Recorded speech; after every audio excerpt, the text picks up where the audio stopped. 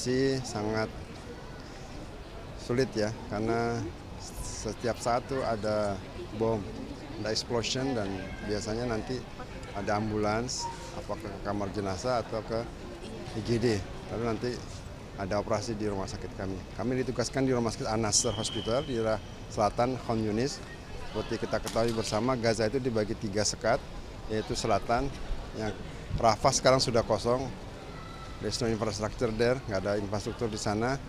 Kemudian di utara itu ada rumah sakit Indonesia, nggak ke tengah ada rumah sakit Ashifa, itu berfungsi maksimal 50%. Yang masih berfungsi lebih baik lagi yaitu di selatan, yaitu rumah sakit An-Nasr, rumah sakit Eropa Hospital, dan beberapa rumah sakit field hospital dari Jordan dan dari United Kingdom, yayasan dari Inggris. Banyak hal yang kami pelajari karena kondisinya sangat luar biasa. Mungkin kita belajar kedokteran itu di dalam situasi yang normal ya. Ini adalah masalah-masalah kedokteran dalam kondisi perang. Jadi cederanya sangat multiple. Satu orang pasien bisa mengalami cedera di kepala, di wajah, di mulut, di leher, di dada, di perut, di anggota gerak atas dan bawah, itu secara bersamaan. Jadi kondisi sangat sulit. Kami makan nasi setiap hari dan teh karena gula sangat mahal di sana, 1 kilo sampai 3 kilo Rp1.000.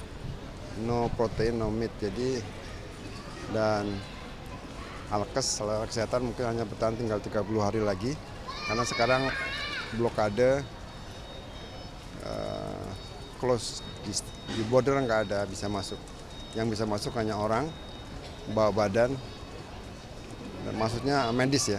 Selain medis, logistik nggak bisa masuk. Jadi hanya ada nasi dan nggak ada yang lain. Berarti bantuan untuk masuk tidak bisa sama sekali? Nggak bisa masuk. Nggak bisa masuk. Jadi kami berdoa pada Allah Taala dan bermohon kepada mungkin pemerintah kita bisa membantu agar segera dibuka jalur koridor kemanusiaan. Saya pikir sudah sangat-sangat mengkhawatirkan. Mungkin hanya bisa bertahan sekitar 30 hari lagi untuk kesehatan, terutama alat kesehatan. Demikian yang disampaikan oleh Direktur Rumah Sakit An-Nasr. Waktu kami datang 2 minggu yang lalu bisa 40 hari bertahan, tapi mungkin sekarang sudah tinggal 30 hari. Gitu. Tapi eskalasi dari gempuran Israel sendiri gimana dalam situasi terakhir sebelum dokter balik ke tanah air? Saya bukan politik ya, saya dokter. Yang saya dengar kan suara drone nggak pernah berhenti. Kemudian suara habis drone biasanya ada explosion ya. Explosion itu. Oh ya, saya beritahu itu daerah perang. War zone, itu daerah perang. Yang bisa masuk adalah tim medis yang di ACC oleh Israel. Dan itu di titik koordinat tertentu. Misalnya kami di kode 621 di kompleks rumah sakit, kami nggak bisa keluar dari pagar rumah sakit, nggak bisa. Kalau kamu mau keluar, kami mesti izin Israel. Dan mereka bisa mengeluarkan, seperti kami itu lebih awal 2 hari dikeluarkan, karena atas permintaan dari sisi Israel, kami harus keluar, ya kami keluar. Hanya kami ada sekitar 19 tenaga asing dari Kanada, dari Inggris, dari Perancis, macam-macam. Jadi itu tergantung ke persetujuan daripada pihak sisi Israel. Kami hanya memfollow saja. Waktu kami pulang masih ada tank-tank yang menjaga di daerah selatan. Jadi sebelum masuk ke pintu gerbang itu kan ada tank-tank dan membersihkannya biasalah. Itu kan memang kondisi perang. Jadi kondisi seperti itu. Jadi kami berdoa semoga kondisi ini bisa segera berakhir agar warga Palestina sebagaimana manusia pada umumnya bisa makan, bisa minum, bisa mendapatkan kesehatan, bisa bergerak bebas. Karena mereka sekarang kembali ke masa abad 18 mungkin, karena jalan kaki untuk mobilisasinya atau naik himar, naik keledai. Begitu. Karena BBM sulit, BBM hanya ada subsidi dari UN, yaitu solar, itu pun dikontrol oleh Israel.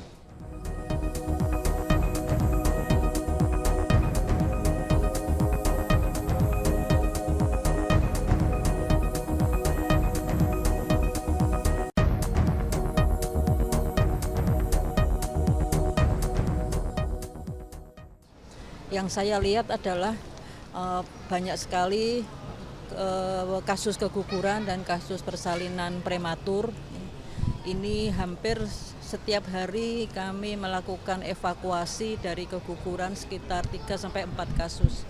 Namun alhamdulillah itu diimbangi dengan tingkat persalinan yang sangat tinggi. Dan memang tidak ada keluarga berencana atau kontrasepsi di sana, dan saya menganggap ini sebagai hikmah dari Allah ya untuk keberlangsungan generasi di Palestina, khususnya di Gaza. Terima kasih. Mungkin dokter Afindo bisa Iya. nambahkan. Jangka pendek ini Iya. apa kira-kira? Jangka pendek saya melihat kesulitan memberikan ASI dari ibu-ibu pasca persalinan. Hal ini diakibatkan oleh kekurangan nutrisi dari si ibu. Jadi kami juga berharap obat-obatan untuk ASI booster atau nutrisi untuk ibu yang baru melahirkan itu bisa ditingkatkan, meskipun pada faktanya realita di lapangan hal itu sulit terjadi.